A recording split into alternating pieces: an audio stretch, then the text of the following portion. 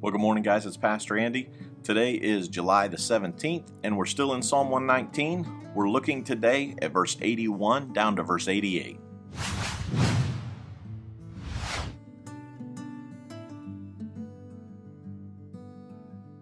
This section of Psalm 119 goes along with yesterday and the day before, having to do with people who are attacking us, people who are lying about us, people who are coming after us. And the theme of this section, verse 81 down to verse 88, is that what do we do while we're waiting for God to defend and deliver us? What do I do, God? The attacks are coming and you don't seem to be acting. Let's look at it together. 81. I am worn out waiting for your rescue. That word worn out means exhausted. God, I'm exhausted waiting on you. Nothing seems to be happening. Have you ever felt like that? God, where are you? Why are you not doing anything? But I have put my hope in your word. My eyes are straining to see your promises come true. God, I'm looking, I'm waiting, I'm watching, and it feels like it hurts me. I'm watching so hard. When will you comfort me? I heard a preacher say one time, it's always too soon to quit, even when it's dark. And that's what he's saying here. God, I'm looking, I'm longing. Verse 84, how long must I wait? When will you punish those who persecute me?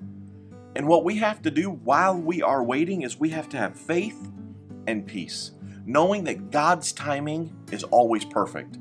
You know, if God judged sin as soon as we sinned, there'd be a whole lot less sin. If every time we gossiped or talked about somebody or did something we should not have done, if God immediately zapped us straight down from heaven with a lightning bolt, there'd be a whole lot less of us acting up and acting out. But God, in His loving kindness and tender mercies, His patience, His long-sufferingness, gives us time to come back to Him and make things right. And while we want to see immediate action by God, they're doing this, zap them now. My dad used to say, there's a whole lot of good power up in heaven going to waste. But God is perfect timing, and we have to trust Him that He is going to deal with what He needs to deal with at the right time. We have to have faith that God's eye is on the clock and His hand is on the thermostat, knowing exactly how much we can handle and knowing when to turn the temperature up and down, when to stop it, when to start it, because He has our best interests at heart. Because God is not so much concerned with our comfort as He is with our holiness and as He is with us being like His Son. That's what's most important.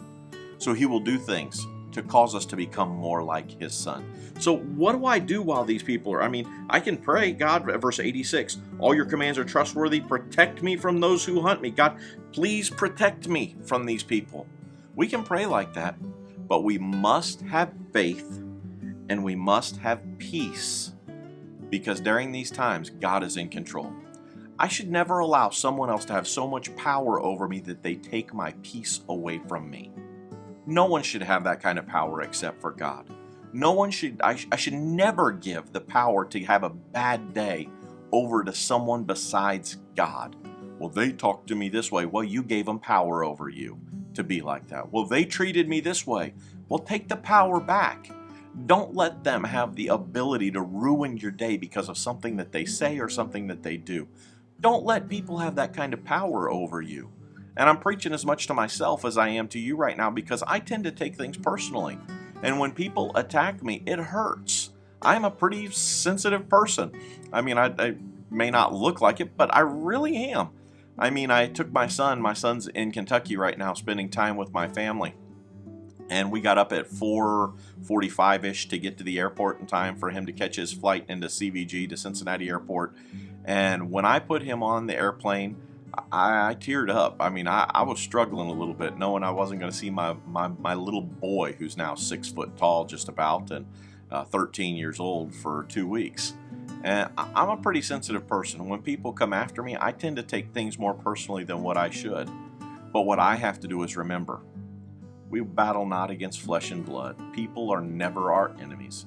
There's only one enemy, and that's Satan. And he can use people. And instead of allowing him and allowing people to have the power to ruin my day, to make things in my life miserable, to make me miserable, I need to find my true joy and happiness that can only come from one source, and that's God. So while I'm waiting, God, please just do something with these people. Judge them, zap them from heaven, do whatever you need to do. Just get even, God.